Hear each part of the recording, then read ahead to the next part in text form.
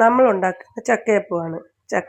ചക്ക ചെറുതായിട്ട് അരിഞ്ഞ്, ജീരകം, ഏലയ്ക്ക, തേങ്ങ ഇത് നന്നായിട്ട് ഇതിൽ കുഴയ്ക്കുക.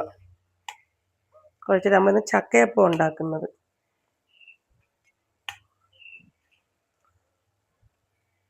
ഇനി അതിനാവശ്യം നമ്മൾ അരിപ്പൊടി എടുക്കുന്നു.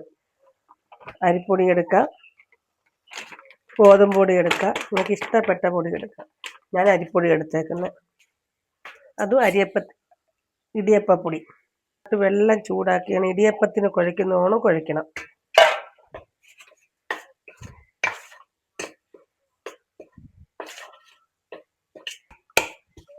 അങ്ങനെ നമ്മുടെ ചക്കയപ്പത്തിൻ്റെ മാവ് കുഴഞ്ഞു. കണ്ടോ? നമ്മൾ ഇടിയപ്പത്തിൻ്റെ മാവ് കുഴയ്ക്കുന്ന അതേ രീതിയിൽ കുഴച്ചെടുക്കണം. ശരി, ഇരിക്കട്ടെ. അങ്ങനെ നമ്മൾ ഇലയപ്പം ഉണ്ടാക്കാൻ തുടങ്ങുകയാണ്.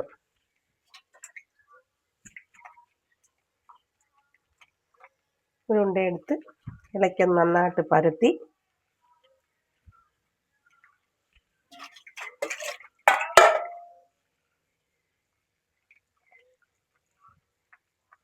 ഇലയ്ക്കകത്തോട്ട് തേങ്ങയും ചക്കയും കൂടെ വെച്ച്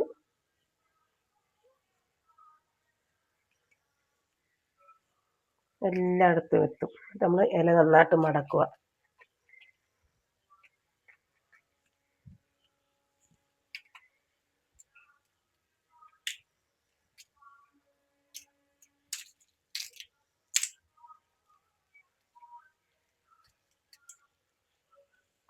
നമ്മൾ അതിൻ്റെ ഇഡലിക്കുട്ടത്തിലോട്ട് വെച്ച് കൊടുക്കുക.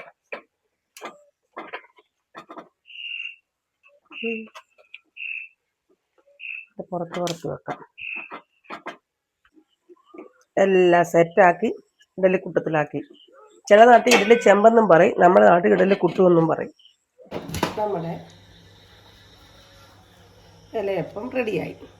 നമുക്കൊരെണ്ണം തിന്നു നോക്കിയല്ലോ.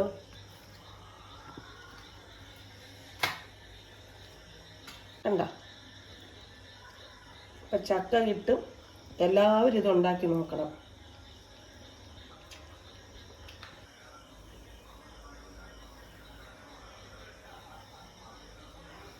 അഭിപ്രായം പറഞ്ഞ്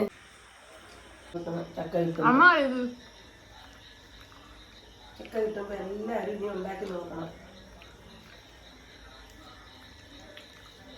അടിപൊളി, സൂപ്പർ. ഓക്കെ.